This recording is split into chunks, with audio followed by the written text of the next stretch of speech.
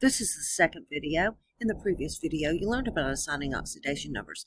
So when we're going to be balancing reactions in acidic conditions means that some acid is added, which is a generous source of hydrogen ions.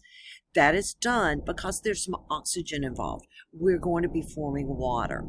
There's a couple of steps. The first one is to assign the oxidation numbers to everything that you have in the reactants and then the products if you know them. We'll talk about predicting the products in a little bit later. The second thing you do is to identify what from the reactant side to the product side is being reduced and what's being oxidized. The third step is to balance the electrons between the two half reactions. The fourth step is to combine the two oxidation and reduction half reactions into your net ionic equation. So in balancing chemical equation, we're going to assign the oxidation states for our reactants. Chloride ions are very easy. It's -1. Hydrogen ions from the acid, +1. Now, we need to go work on this chromate ion, and it is, oxygen is normally a -2 unless it's in a peroxide. This is not a peroxide because it's not with a group 1 metal, and so oxygen's a -2. We have 4 of them, so we have an overall -8 charge from the oxygen. Our polyatomic ion for chromate is -2, so that means that the chromium in the polyatomic ion must be a +6. Now, let's go do the same thing with our products. So our chromium is a +3. It was given, so we know that. Our chlorine gas, it's no longer chloride, it's chlorine gas, and its oxidation state, because it's a neutral molecule, is 0. And then oxygen and water is -2, hydrogen is a +1. So we see no oxidation state change between the reactant side and the product side. Now, let's write our oxidation and reduction. So we see that the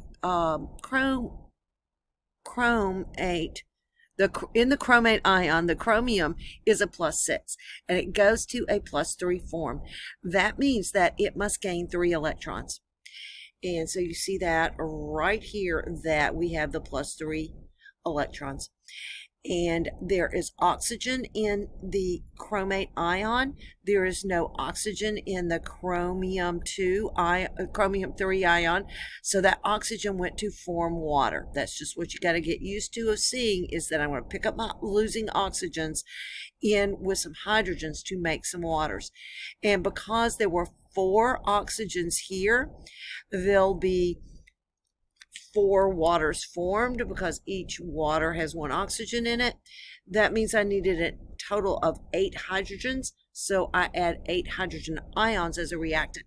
That is my reduction because I'm going from a +6 being reduced to a +3 by 3 electrons added.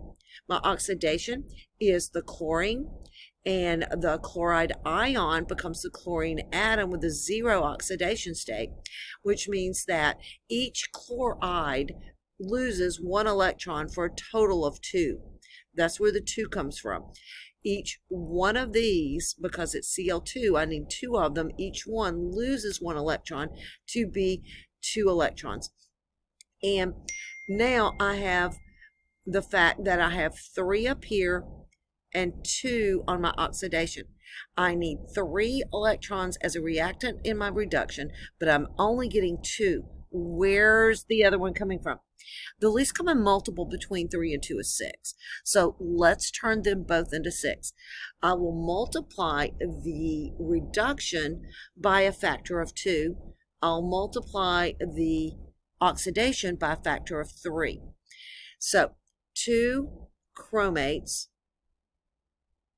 2 times 3 electrons makes 6, and 2 times 8 hydrogens makes 16. Those are my reactants from my reduction.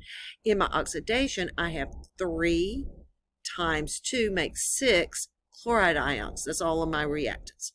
Now, for my products, 2 times 3 chromium 3s and 2 times 4 make 8 waters. Now, going to my oxidation, 3 times 2 chlorine molecules and 3 times 2 electrons makes 6. So I can see that I have 6 electrons on both the reactants and product side. So I know my electrons are balanced, as well as all my mass information about accounting for all the different species. And now once the electron count is equal, I can remove them just as if I remove spectators. That would give me a net ionic equation without those electrons in it. I don't have it written, but you get the idea. I'm so sorry. I'm getting pop-ups left and right and center here. Okay. This is one that you can try. The reaction is that iron 2 ions are added to potassium permanganate solution under acidic conditions. I'll give you a moment, put it on pause, go write down iron 2 and permanganate. There's a table that's really going to help you, but just so you know, without using the table, is that the permanganate ion is MnO4 with a -1 charge. Number 2, potassium's a spectator here. So focus on iron 2 ions and permanganate ions, and at least get your reactants written before you proceed in the video. I'll give you a pause, go right ahead. So iron 2 becomes iron 3. That's my oxidation. And the reduction is permanganate, goes from the manganese being a +7 to a +2. How did you know that, Ms. Kavanaugh? Where did that come from? Well, that's the table I want to share with you.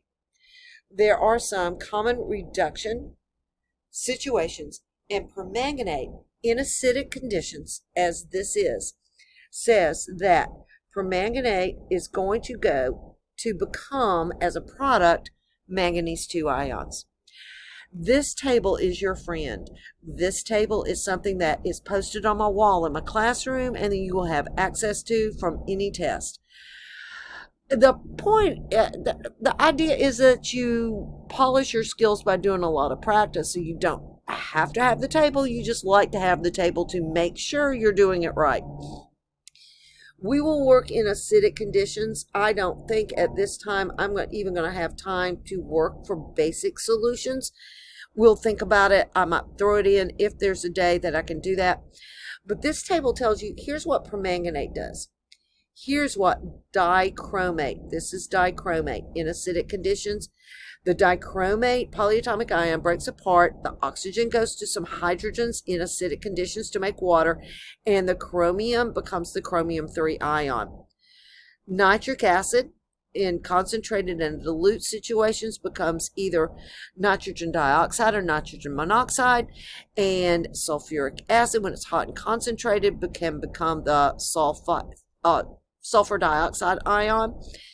Metallic ions, that's ic, that's the high, I can't make this any bigger anymore. There we go.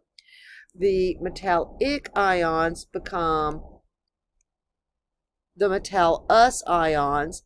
Ic is high oxidation number, becomes the low oxidation number.